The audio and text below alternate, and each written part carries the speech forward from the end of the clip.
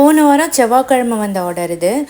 இது பார்த்திங்கன்னா ஒரு 4 பேர் மாவு கேட்டிருந்தாங்க. ரெகுலரான இட்லி தோசை மாவும், அதுக்கப்புறம் வந்து ராகி மில்லட் மாவும் கேட்டிருந்தாங்க.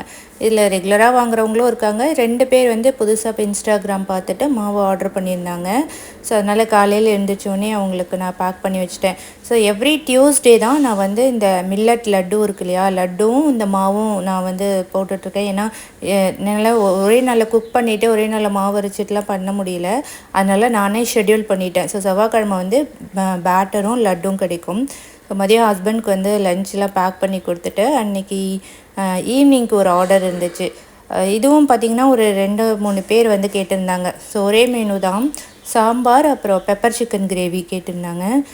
இதுவுமே வந்து இதில் ஒரு சிஸ்டர் மட்டும் இன்ஸ்டாகிராம் பார்த்துட்டு புதுசாக வாங்கினவங்க. மற்ற 2 பேர் ஆல்ரெடி நம்மக்கிட்ட ஃபுட்டு வாங்கி டேஸ்ட் பண்ணியிருக்காங்க. ஸோ அதனால் அவங்களுக்கு வந்து பெப்பர் சிக்கன் கிரேவியும் சாம்பாரும் வந்து நான் பேக் பண்ணிட்டேன். வியாழக்கிழமை அன்னைக்கு காலையிலே கேம்பிங் போகிறதுக்காக ஒரு சிஸ்டர் வந்து வெஜிடபிள் குருமாவும் மாவும் வாங்கிட்டு போயிருந்தாங்க. காலையில் அவங்க வந்து ஒரு 9:30 to 10க்குள்ளே வந்து வாங்கிக்கிறேன்னாங்க. அதனால் நான் சீக்கிரமாகவே எழுந்திரிச்சு நான் செஞ்சுட்டேன், பேக் பண்ணி வச்சுட்டேன். அவங்களும் வந்து வாங்கிட்டு போயிருந்தாங்க. ஸோ இதில் பார்த்திங்கன்னா வெஜிடபிள் குருமா வந்து அவங்களுக்கும் அப்புறம் இன்னொருத்தவங்களும் கேட்டிருந்தாங்க. மாவுமே அப்படி தான் ஸ்ப்ளிட் பண்ணி கேட்டிருந்தாங்க. ஸோ இந்த மாதிரி சாம்பார் பொரியல் இது எல்லாமே வந்து நான் தேர்ஸ்டே தாங்க போடுறேன். ஒரு சிலர் என்கிட்ட கேட்குறீங்க, பட் என்னால் எல்லாமே எல்லா நாளும் செய்ய முடியல. ஸோ தேர்ஸ்டே தான் இந்த மாதிரி மெனு வரும்.